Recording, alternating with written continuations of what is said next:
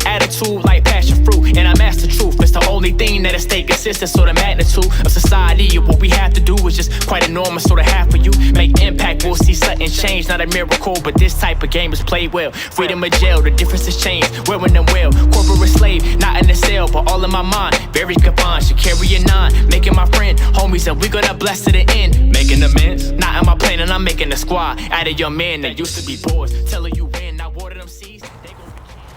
So we see the prison jumpsuit thing going on. Could you talk to us a little bit about that and see how it correlates with the video? Yeah, it's an idea I got from my brother. One of the first lines in the first verse, I say corporate slave, not in the cell, but all of my mind, very confined.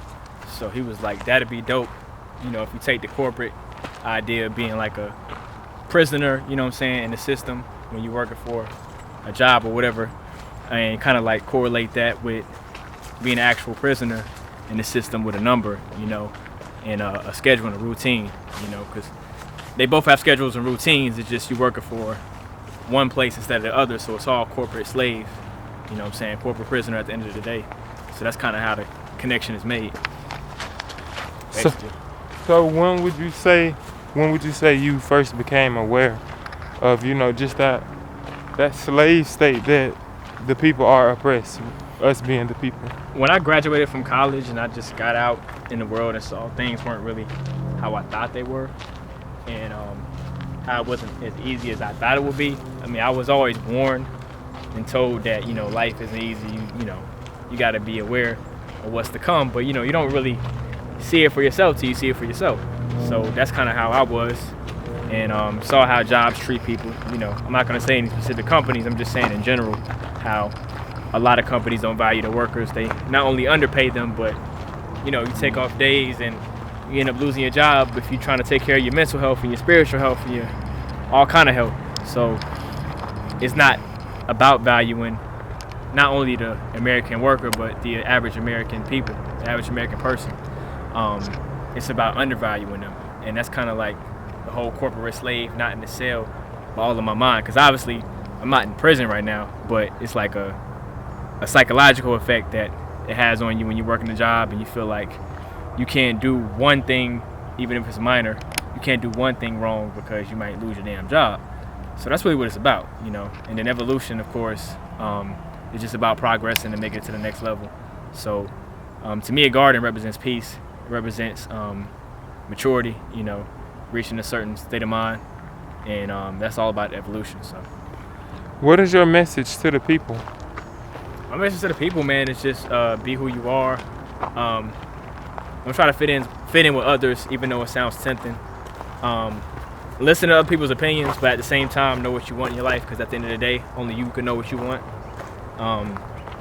In terms of evolution, my message to the people is constantly figure out a way to evolve, not be stuck doing the same things and the same cycles. You know, just switch things up a little bit, because you never know what the results can be.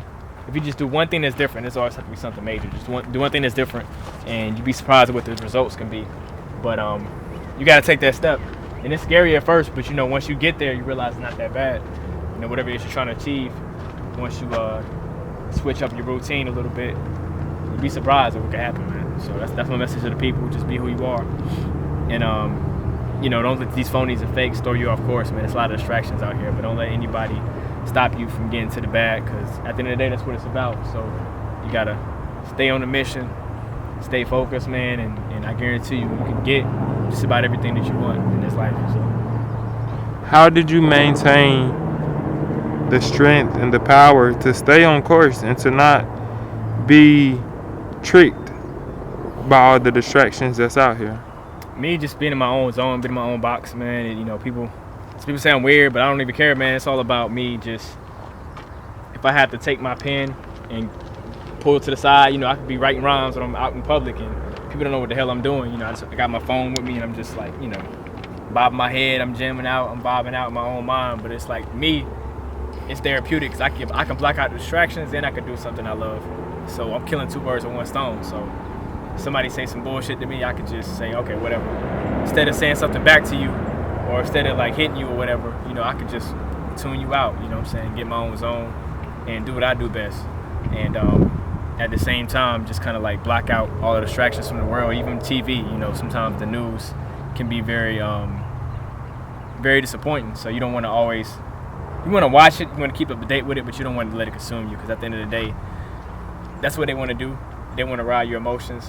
And if sometimes you just take some time to tune out and take a break from that stuff, I guarantee you could just find that inner peace that you need, just away from whatever garbage they're putting out to the universe. You know, that's not even helpful. That's not even doing anything to help you get money. You're not doing anything to help your family, your friends, your support system. Just do away with it, you know, and that's my whole message. How does your music affect the universe? Positivity. And not in a cliche way, but positivity as far as, like I said, being who you are. And as long as I can keep doing that and keep pushing that, I feel like that message is going to not only extend throughout the country, but throughout the world outside of America. Because, you know, a lot of support in terms of hip-hop does come from not just Americans, but, you know, people out in the UK, people out in Africa, you know, supporting the messages that we put out. So if I spread positivity, I think it'd be easier, especially in the age of the internet, to reach those folks that may not be living in Seattle, or that may not be living in Charlotte or Atlanta or whatever. You know, they're in a whole different world, but at the end of the day, they can relate because it's positive and they connect.